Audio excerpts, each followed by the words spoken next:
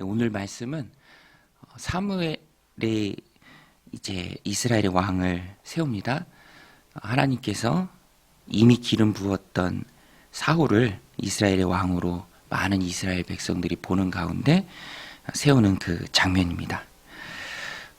사무엘이 사울을 왕으로 공인하기 전에 이스라엘 백성들을 다 미스바로 모이라라고 말합니다. 그리고 그냥 지나가지는 않고 그가 하나님께 받은 말씀이죠. 이스라엘 백성이 이미 그들 가운데 왕이신 하나님을 거부하고 하나님을 버리고 인간 왕을 원하는 그런 그들의 과오 한 번 더 말합니다. 오늘 말씀 19절에 보면 너희는 너희를 모든 재난과 고통 중에서 친히 구원하여 내신 너희의 하나님을 오늘 버리고 이르기를 우리 위에 왕을 세우라 하는도다. 왕을 구했던 이스라엘의 행위, 지금도 왕을 구하고 있는 이스라엘의 행위는 하나님의 마음을 서운하게 하는 것입니다. 왜 그렇죠? 하나님이 그들의 왕이신데 또 다른 인간 왕을 구하니까 하나님께서 기뻐하시지는 않습니다. 하나님이 그들의 왕이 되시고 그 하나님은 왕 되신 하나님은 모든 재난 또 고통 중에서 친히 구원해 내신 분이십니다. 그 하나님을 인간 왕들이 인정하지 않는 것이죠. 우리의 진정한 왕은 주님이시다라는 것을 오늘 우리도 이 땅을 살아갈 때 이 말씀을 통해서 꼭 기억해야 합니다. 그리고 늘 점검해야 합니다. 내 삶에 또 내 마음에 왕은 누구신가? 내가 왕 노릇하고 있는가? 아니면 여전히 나를 구원하여 하나님 자녀 삼아주신 우리 주님께서 하나님께서 나의 왕 되시는가?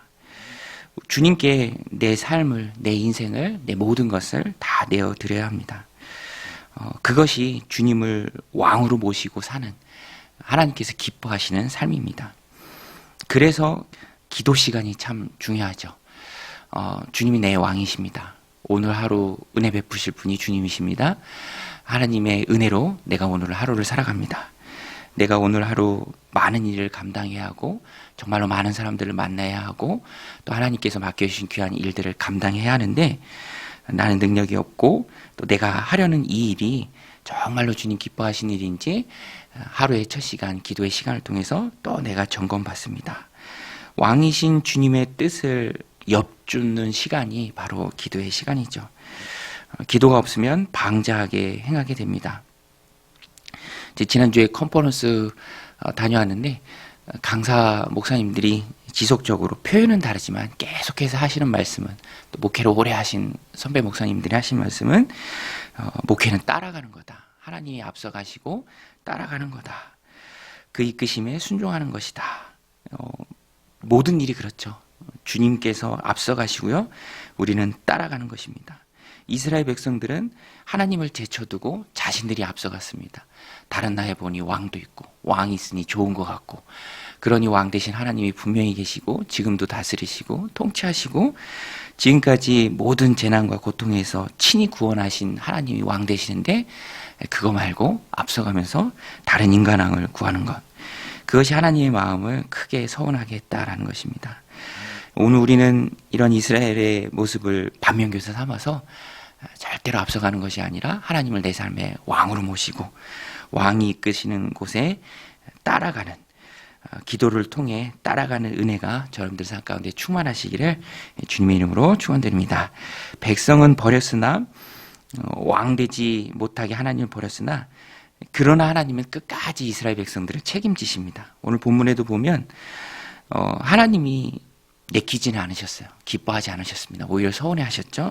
그러나 이스라엘 백성들을 끝까지 버리지 않으시고요. 백성은 하나님을 버렸으나 하나님은 끝까지 이스라엘 백성들을 책임지십니다. 그것을 어떻게 알 수 있죠? 유순하고 겸손한 왕 사울을 그들의 지도자로 하나님께서 친히 뽑아주십니다. 이미 기름 부으셨고요. 또 제비 뽑는 방법을 통해서 하나님이 주권적으로 결정을 하셔서 왕으로 세워주십니다. 그리고 그 세움을 받은 왕은 겸손하고 유순한 왕입니다. 겸손하고 유순한 왕, 어떻게 알 수 있죠? 오늘 말씀해 보면 왕으로 뽑힌 이후에 행동하는 그 사울의 모습을 보면서 알 수 있습니다.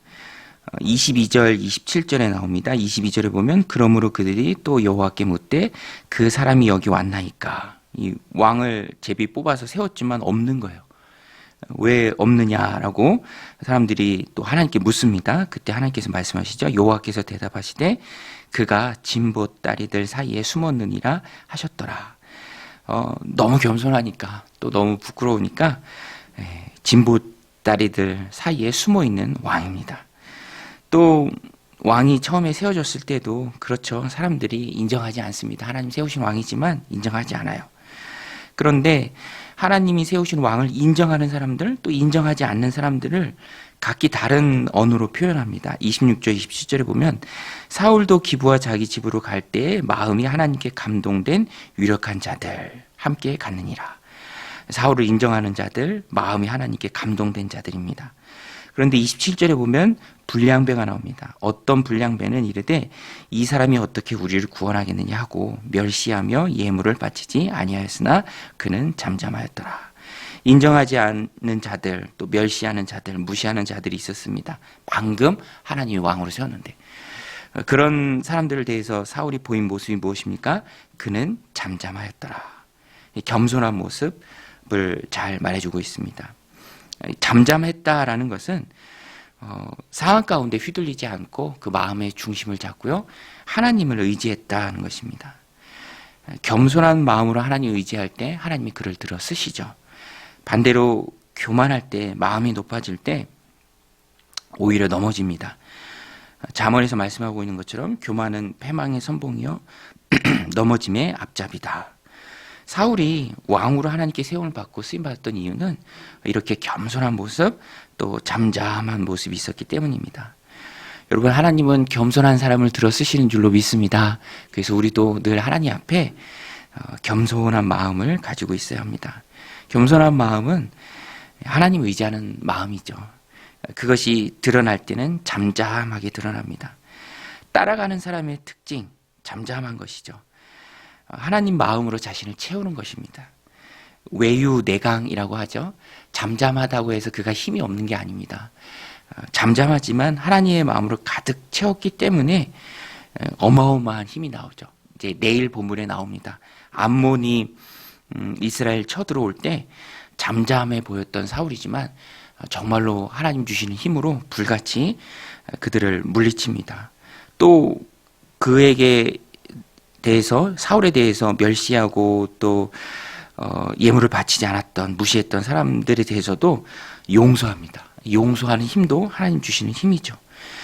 그래서 우리가 늘 하나님 앞에 구해야 할 것은 주님의 임재를 경험하고 또 주님의 임재 앞에 잠잠하는 모습. 잠잠하면 하나님이 쓰십니다. 암몬을 크게 물리치죠. 반면에 사울이 잠잠하지 않고 따라가지 않고 교만해져서 먼저 나서고 자기 생각대로 불순종할 때는 사울이 하나님 앞에 받았던 그 힘을 다 잃어버리죠. 모든 것을 이루시는 것은 하나님을 의지할 때 가능하다라는 것을 사울의 인생 전체를 통해서 우리가 배울 수 있습니다. 오늘도 겸손할 때, 잠잠할 때 하나님께 크게 쓰임 받았던 이 사울의 모습을 보면서 우리가 하나님 앞에 힘있게 쓰임 받을 수 있는 유일한 길은 우리가 겸손하게 하나님을 따라갈 때임을 우리가 깨닫고 하나님께 쓰임 받는, 겸손히 하나님을 따라가고 또 하나님 앞에 잠잠하며 하나님의 마음으로 우리를 채우는, 그래서 능력 있게 힘 있게 주님께 쓰임 받는 복된 오늘 하루가 되시기를 주님의 이름으로 간절히 축원드립니다. 우리 같이 말씀 붙들고 함께 기도하며 나아갈 때 하나님 오늘도 겸손히 하나님의 마음으로 채우고 잠잠함으로 우리 하나님을 따라가는 그런 은혜가 있게 하여 주옵소서. 하나님 손에 붙들려서 쓰임 받는 복된 하루 되게 하옵소서.